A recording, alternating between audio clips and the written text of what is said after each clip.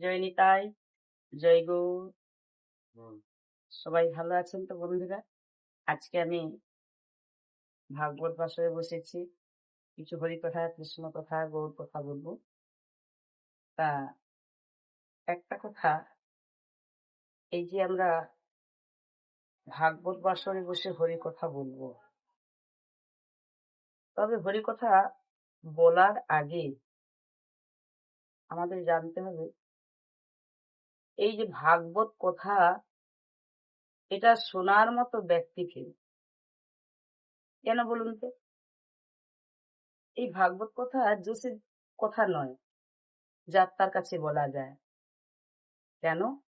যে ভাগবতের মর্ম বোঝে না, তার কাছে ভাগবত কথা বললে কি সে মর্মে সেই ভাগবতের কোনো মর্যাদা দেবে? তাই যেখানে সেখানে বলা যায় না, ভক্তের কাছে ভাগবত কথা বলতে হয়। তাই যদি কোনো ভক্ত আমার এই ভাগবত কথা আস্বাদন করছো, আপনার চরণে আমার নিবেদন, আপনি আমাকে আশীর্বাদ করবেন, কৃপা করবেন, করুণা করবেন, আমি যেন এই ভাগবত কথা সুন্দর করে বর্ণনা করতে পারি। তবে আজকে আমরা জানবো যে ভাগবত আস্বাদন করবে কে, ভাগবত কোথা থেকে এসেছে, এটাই আমরা জানবো। ভাগবতের তৃতীয় শ্লোকে বলছে, কি বলছে ভাগবতের তৃতীয় শ্লোকে? নিগম কল্পতরু গলিত ফলম সুখ মুখা দ্রব সংযুতম পিবত ভাগবত রসমালয়ং মুহুরুহু রসিকা ভুবি ভাবুকা। নিগম কল্পতরু। আচ্ছা, এখানে নিগম কল্পতরু কাকে বলা হচ্ছে? নিগম কল্পতরু হচ্ছে আমাদের বেদ, যে বেদকে শুনে শুনে মুখস্থ করতে হতো, তাই সেই বেদের অপর নাম হচ্ছে শ্রুতি। তাই সেই শ্রুতির শাস্ত্র, সেটাই হচ্ছে নিগম কল্পতরু। কল্পতরু কথার অর্থটা কি না? কল্পতরু কথার অর্থ হচ্ছে যেখানে কল্পনা করলেই আমি যা কল্পনা করব সেখান থেকে আমি তাই পাব। তাই ওই তরুর নাম হচ্ছে কল্পতরু। আর সেই কল্পতরুর একটা সুপক্ষ ফল, যে ফলটির নাম হলো কি না ভাগবত। ভাগবত মহাপুরাণ। তবে পুরাণ তো 18টি আমরা জানি। এই 18টি পুরাণের মধ্যে এই ভাগবতকেই মহাপুরাণ বলছে। কেন ভাগবতকেই বা মহাপুরাণ বলা হলো কেন? আরো তো অনেক পুরাণ আছে, শিব পুরাণ রয়েছে, ব্রহ্মপুরাণ রয়েছে, নারদ পুরাণ রয়েছে, মার্কণ্ডেয় পুরাণ রয়েছে, ভবিষ্য পুরাণ রয়েছে, লিঙ্গ পুরাণ রয়েছে, কুর্ম পুরাণ রয়েছে, বরাহ পুরাণ রয়েছে, ইত্যাদি ইত্যাদি। তবে ভাগবতকে কেন মহাপুরাণ বলা হচ্ছে? দেখেন, প্রত্যেকটা পুরাণের 4টি করে আমরা বর্গ জানি। প্রত্যেকটি পুরাণে 3টি বর্গ আছে। 3টি বর্গ লাভ করা যায় কি না? ধর্ম, অর্থ, কাম, মোক্ষ। তবে এই যে ধর্ম, অর্থ, কাম, মোক্ষ 4টি বর্গ, 4 বর্গের মধ্যে প্রত্যেকটা পুরাণে ধর্ম, অর্থ, কাম এগুলো পাওয়া যায়। কিন্তু এই পরে যে সর্বশ্রেষ্ঠ যে বর্গ মোক্ষ, এই মোক্ষ লাভ কিন্তু কোন পুরাণ দিতে পারে না, কেবলই দিতে পারে আমার এই ভাগবত মহাপুরাণ। তাই এই ভাগবতকে বলা হয় নিগম কল্পতরুর সুপক্ষ ফল। তবে এই নিগম কল্পতরুর সুপক্ষ ফল, যে ফলে না আছে খোসা, না আছে বিচা, না আছে কোনো চর্বিত বস্তু, তাহলে এতে কি আছে? না, এতে রয়েছে শুধুই রস আর রস। কেন? যে রস আস্বাদন করলে মানুষের আরো চাই, আরো চাই, শুধু চাই আর চাই, আস্বাদন করার পরেও তৃপ্তি হয় না। কেন বলতো? কেন জানো? দেখবেন, মনে করুন একটা ফল, ফল যখন পেকে যায় গাছে, কত সুন্দর সুস্বাদু হয়। কিন্তু দেখবেন ওই ফলটাকে যখন কোনো একটা পাখি মুখ দিয়ে চলে যায় না, সেই ফলের একটা অধিকতর স্বাদ এসে যায়, তাই না? যে স্বাদটা থাকে তার চেয়েও সুন্দর স্বাদ আরো বেড়ে যায়। এই যে ভাগবত, এই ভাগবতটাতেও এইরূপ একটা ঘটনা আছে। কি ঘটনা? না, এই ভাগবতটাও একটা পাখির বদনের উচ্ছিষ্ট বস্তু। সেই পাখিটা কোন পাখি? সেই পাখিটা হচ্ছে শুকদেব গোস্বামীর পাখি। সেই শুকদেব গোস্বামীর বদন হইতে যখন এই ভাগবত আবার পরীক্ষিত আস্বাদন করেছিল, এই ফলের সুস্বাদ আর ভোলা যায় না। তাই যখন এই ভাগবত আমাদের রসিক ভক্তরা আস্বাদন করছে, তারা এই আস্বাদন থেকে কেউ বিরত হতে চায় না, আরো চাই, আরো চাই।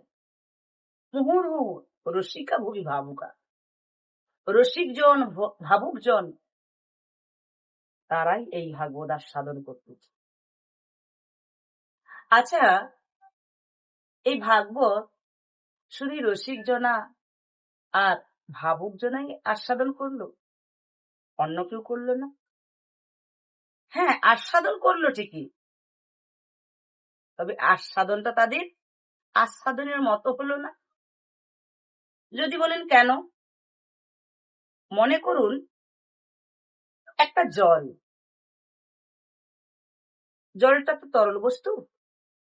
আচ্ছা, এই তরল বস্তু জলটাকে আপনি যখন যেভাবে রাখবেন, তখন সেই রূপ সে নেবে, সেই আকার ধারণ করবে। কারণ তরল বস্তু জলকে আপনি যদি একটা গ্লাসে রাখেন, তখন একটু লম্বাকৃত হবে। আবার যখন একটা চৌকাকৃত পাত্রে রাখবেন, সেটা চৌকাকৃত হবে। আবার গোল থালার মধ্যে রাখলে সেটা গোল থালার মতো হবে।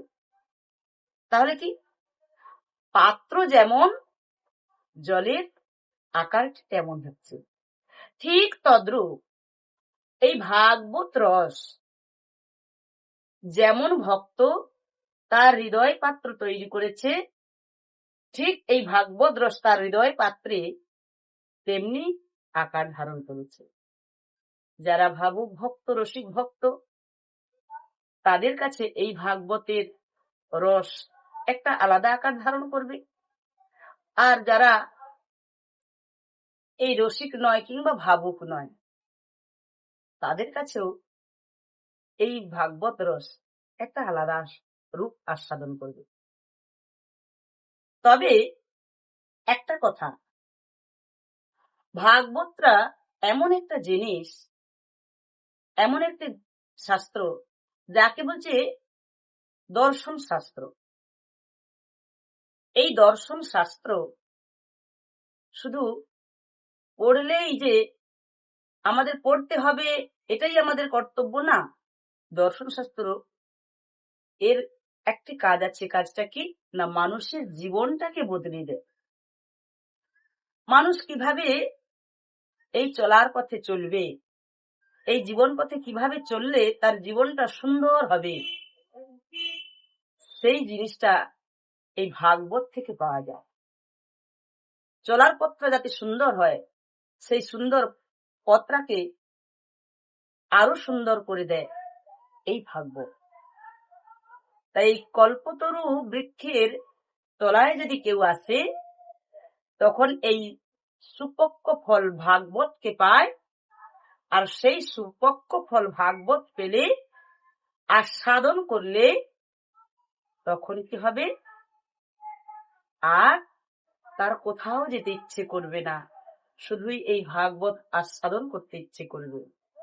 কেন না, এই সুপক্ষ ফলের যে রস, সেটা সে আস্বাদন করতে পেরেছে। তার কি গুণ সেটা সে বুঝতে পেরেছে। শাস্ত্রে বলেছে এই ভাগবত শ্রবণং মঙ্গলম, এই ভাগবত শুনলেই মঙ্গল। আপনি বুঝতে পারেন বা না পারেন, তাতে কিছু আসে যায় না। আমার এই ভাগবতের এমন একটি মহিমা, একে শুনলেই হবে, শুধু শুনতে হবে। শুনলে আমাদের এমনি মঙ্গল হয়ে যায়। তাই বলছে শ্রবণং মঙ্গলম। সেই ভাগবত আজকে আমরা আস্বাদন করতে বসেছি। আমরা আস্বাদন করলাম কি না, ভাগবতের তৃতীয় শ্লোক, নিগম কল্পতরু গলিত ফলম। গলিত কথার অর্থ হচ্ছে পাকা, একেবারে সুপক্ষ ফল। সুখমুখার দ্রব সংগীতম, সুখমুখার মানে সুখদেবের মুখ থেকে যে কথাটি বেরিয়েছে, সুখমুখার দ্রব সংগীতম।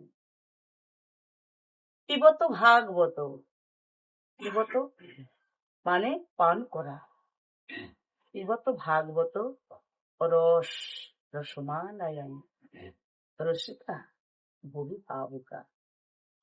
তো যাই হোক, আমি হয়তো অতটা আপনাদের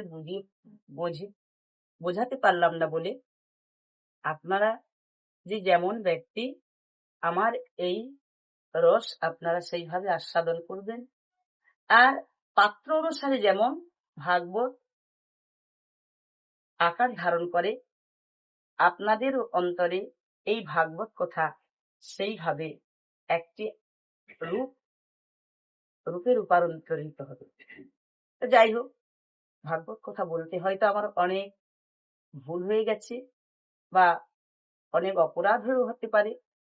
সকল ভুল ত্রুটি আপনারা মার্জনা করবেন, আর আপনারা আমাকে আশীর্বাদ করবেন, কৃপা করবেন, করুণা করবেন।